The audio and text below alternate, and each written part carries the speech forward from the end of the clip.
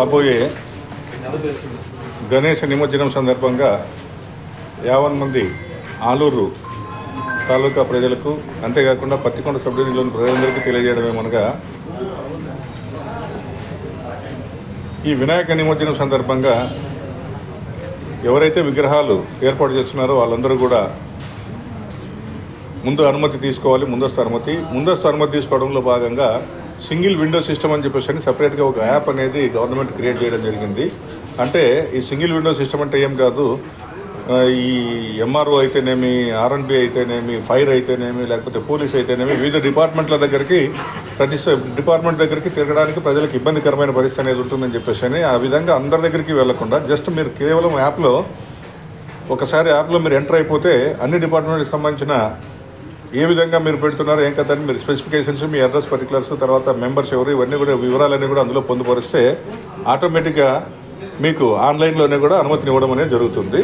So ఆ విధంగా ప్రభుత్వం మంచి ఉద్దేశంతో ఆన్లైన్లో ఒక యాప్ని అన్ని డిపార్ట్మెంట్స్ దగ్గరికి వెళ్లకుండా సింగిల్ విండో సిస్టమ్ ద్వారా మీకు ప్రజల వద్దకే పాలన అని చెప్పేసి ఏర్పాటు చేసింది. కాబట్టి ఆ యాప్ను ఉపయోగించుకొని మీరందరూ కూడా సింగిల్ విండో సిస్టంలో అనుమతి తీసుకుంటారని ఆశిస్తున్నాము. ఒకవేళ ఎవరికైనా సరే సింగిల్ విండో సిస్టమ్ ద్వారా ఆన్లైన్లో అనుమతి తీసుకోవడానికి మీకు తెలియకుండా పోతే ఆటోమేటిక్గా మా వాళ్ళ దగ్గరికి వస్తే ఏ విధంగా చేయాలని చెప్పేసి వీళ్ళు డైరెక్ట్గా మీకు ఎక్స్ప్లెయిన్ చేయడం అనేది జరుగుతుంది.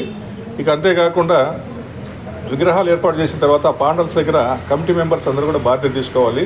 ప్రతి పాండల్ అంటే మనకు ఏదైతే ఈ మండపం ఉంటుందో ఆ మండపం దగ్గర సీసీ కెమెరా పెట్టుకుంటే అన్ని రకాలుగా బాగుంటుంది. ఎందుకంటే ఈ సీసీ కెమెరా అనేది 100 మంది చేసే ఉద్యోగం అనేది చేస్తుంది. తర్వాత మీకు ఎలాంటి భవిష్యత్తులో సంక్లిష్టమైన పరిస్థితి తలెత్తితే కూడా వాస్తవాలు ఏం జరిగాయి, ఏం కథ అని చెప్పేసి ఎవరిని ఇబ్బందులు పెట్టకుండా ఉండేటందుకు అవకాశం అనేది ఉంటుంది. సో ప్రతి మండపం దగ్గర సీసీ కెమెరా టెంపరీగా అదేముంది 4-5,000 పెడితే మీరు ఇంతే ఖర్చు పెడుతున్నారంట. సీసీ కెమెరా ఏర్పాటు చేసుకుంటే మీకు అందరికీ కూడా అది ఉపయోగకరంగా ఉంటుందని చెప్పేసి మొత్తం ప్రభుత్వం కూడా అందరికీ కూడా ఆ చైతన్యం తీసుకొని రావాలని చెప్పేసి చెప్పడం జరిగింది. ఇక అంతేకాకుండా ఈ విగ్రహాల దగ్గర రాత్రిపూట ఈ దీపాలు పెడుతూ ఉంటారు. ఆ దీపాలు పెట్టే క్రమంలో ఏదైనా యాక్సిడెంటల్గా అక్కడ ఉన్న ఈ దాని క్లాత్కి సంబంధించి ఏదైనా కూడా అగ్ని ప్రమాదాలు జరిగే ప్రమాదం ఉంది. అంతేకాకుండా ఎలక్ట్రిసిటీ కూడా కొంచెం ఎలక్ట్రిసిటీ డిపార్ట్మెంట్తో మీరు కోఆర్డినేట్ చేసుకొని ఈ షార్ట్ సర్క్యూట్ కాకుండా ఉండేటందుకు మీరు మండపాల దగ్గర ఆ ఎలక్ట్రిఫికేషన్ అనేది చేసుకోవాలనేది తెలియజేస్తున్నాము. ఇక చివరిగా ఊరేగింపు సందర్భంగా మీకు కేటాయించిన సమయంలో అంటే పోలీసు వారు కానీ, రెవెన్యూ వాళ్ళు కానీ అందరూ కలిసి ఏ విగ్రహం ముందు పోవాలి, ఎవరు ముందు వెళ్ళాలి, ఎప్పుడు ఏ విగ్రహాన్ని ఏ సమయంలో ముందుకు దాన్ని ఎత్తాలి అని చెప్పేసి తర్వాత ఇమ్మర్షన్ పాయింట్ దాకా ఎవరెవరు ఏ విధంగా పోవాలని చెప్పేసి అన్నీ కూడా సూచనలు, సలహాలు ఇవ్వడం జరుగుతుంది.